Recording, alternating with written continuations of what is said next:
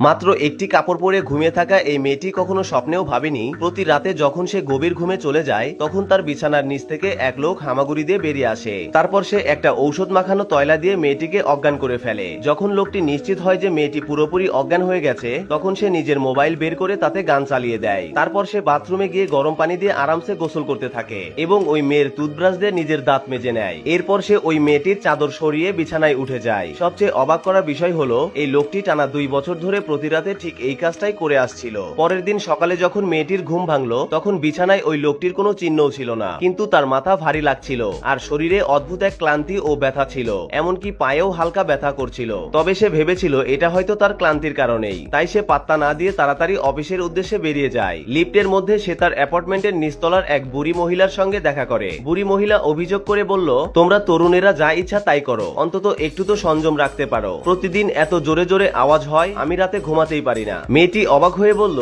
আমার স্বামী তো শহরের বাইরে থাকে, আমি প্রতিদিন রাত 10টায় ঘুমিয়ে পড়ি। কিন্তু বুড়ি মহিলা জিদ করে বলল, আওয়াজ তো তোমার ফ্ল্যাট থেকেই আসে, আমি তো নিচতলার ফ্ল্যাটে থাকি, ভুল করে অন্য কোথাও থেকে আসছে ভাবার সুযোগ নেই। এই বলে বুড়ি মহিলা মুখে গজগজ করতে করতে লিফট থেকে নেমে গেল। মেয়েটি সেসব কথায় পাত্তা না দিয়ে অফিসে চলে যায়। অফিসে যখন সে তার দোকানে ঢোকে তখন দেখে সামনে দাঁড়িয়ে আছে এক ভয়ঙ্কর চেহারার লোক। প্রথমে সে ভেবেছিল এটা হয়তো কোনো ভিখারি, কিন্তু সেই লোকটা বলল সে দোকানের সবচেয়ে দামি নেকলেসটা কিনতে চায়। যখন মেয়েটি নেকলেস আনতে ঘুরে দাঁড়ায় ঠিক তখনই তার ম্যানেজার এসে নেকলেসটি কেড়ে নেয়। ম্যানেজার চিৎকার করে বলে, তোমার ব্যবসা করার কোনো জ্ঞান নেই, তোমার মনে হয় এই নোংরা আর সস্তা জামা পরা লোক এত দামি নেকলেস কিনতে পারবে? এই বলে ম্যানেজার ঝাড়ি দিয়ে সেই লোকটিকে দোকান থেকে বের করে দেওয়ার চেষ্টা করে, কিন্তু ম্যানেজার বুঝতেও পারেনি সে কত বড় একটা ভুল করে ফেলেছে। দোকান থেকে বের হওয়ার পর সেই লোকটা তার পকেট থেকে একটা নোটবুক বের করলো আর তাতে লিখলো জুয়েলারি ম্যানেজার এবং তার পাশে একটা ক্রস চিহ্ন দিল। সন্ধ্যায় যখন মেয়েটি অফিস থেকে বের হলো তখন তার মনে হতে থাকে কেউ যেন তার পিছু পিছু আসছে। সে ভয়ে পেছনে ঘুরে তাকায়, কিন্তু কাউকেই দেখতে পায় না। সন্ধ্যার অন্ধকার ও শুনশান পথ তাকে আরো ভয় পাইয়ে তোলে। সে দ্রুত হাঁটতে শুরু করে, কিন্তু ঠিক তখনই আবার পেছনে পায়ের শব্দ শোনা যায়। ভয়ে সে প্রাণপণে দৌড়ে বাড়ি পৌঁছায়। বাড়িতে ঢুকে সে দরজার পিন হোল দিয়ে বাইরে তাকায়, কিন্তু কাউকেই দেখতে পায় না। অথচ সে স্পষ্ট শুনতে পাচ্ছে কারো পায়ের শব্দ। ভয়ে সে তার স্বামীকে ফোন করে, যিনি তখনও শহরের বাইরে ছিলেন। স্বামী তাকে বোঝাতে চেষ্টা করে, তুমি অনেক বেশি কাজ করেছো,